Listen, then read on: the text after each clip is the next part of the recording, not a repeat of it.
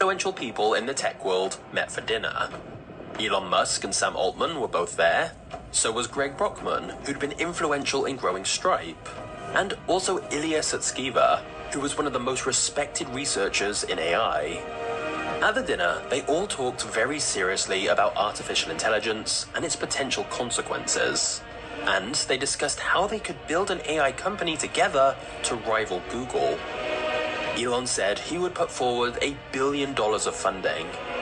And so they figured with Elon's investment money, Greg's business operation experience, Ilya's AI skills, and Sam to orchestrate everything, they would have the dream team.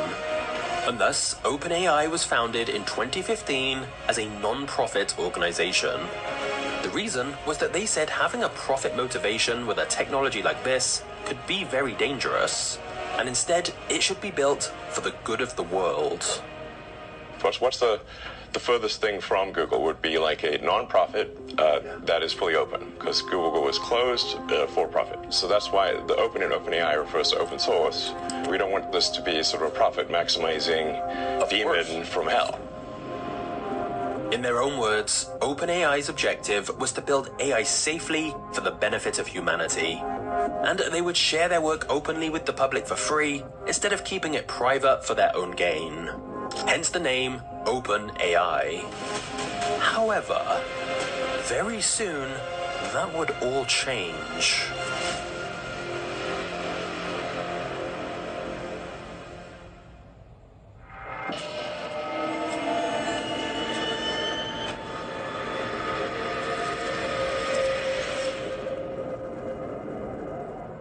When OpenAI began in 2015, it did not look like a world-changing company.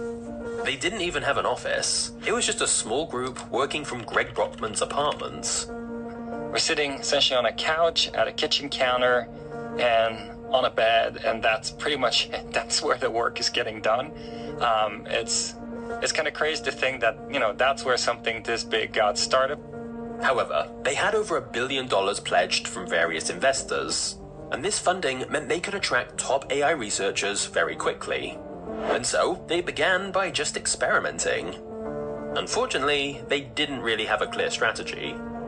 They spent a lot of their time building a bot that could play the popular game Dota 2. They figured if they could build an AI that understood the complexity of the game world, it could lead to an AI that better understood our world. Then, another project they did involved trying to build a robot butler. One of OpenAI's early employees even admitted, "We were just doing random stuff and seeing what would happen." Now, it's worth noting that at this point, neither Sam nor Elon was around much. Sam was still running Y Combinator, and Elon had his other businesses. Instead, OpenAI was led by Ilya, who was considered to be an AI genius, and Greg, who was considered an expert at managing business operations. But what the whole team did have was a shared vision of creating AGI, Artificial General Intelligence. There are different definitions of this, but it often means artificial intelligence that can match or surpass human capabilities at most tasks. But here's the key. AGI should be able to acquire new skills it wasn't even trained on, which is why some researchers say the first super-intelligent machine is the last invention humanity needs. Because if we can build a machine smarter than us, that can build even better machines beyond what humans can even think of. So, inside OpenAI, the employees talked about AGI as though they were building God. Even in the very early days, the OpenAI team were talking about how they wanted to build something that could completely change the world. Because AI will solve all the problems that we have today. It will solve employment, it will solve disease, it will solve poverty, but it will also create new problems. The problem of fake news is going to be 1,000,000 times worse. Cyber attacks will become much more extreme. We will have totally automated AI weapons. Many of the OpenAI team shared a similar feeling, that what they were building had the potential to be the greatest invention ever. But they also said it could be the greatest threat to the existence of humanity.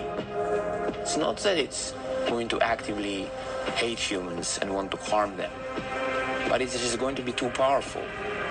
And I think a good analogy would be the way humans treat animals.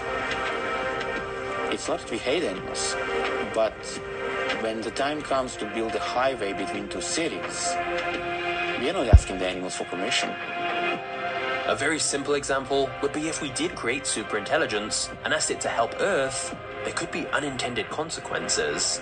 Like the AI deciding the planet would be a lot safer without humans. Sam Altman was saying similar things too. On the one hand, he would publicly say that with AI, we can cure all human disease, we can build new realities. And then he would also say, if this technology goes wrong, it can go quite wrong.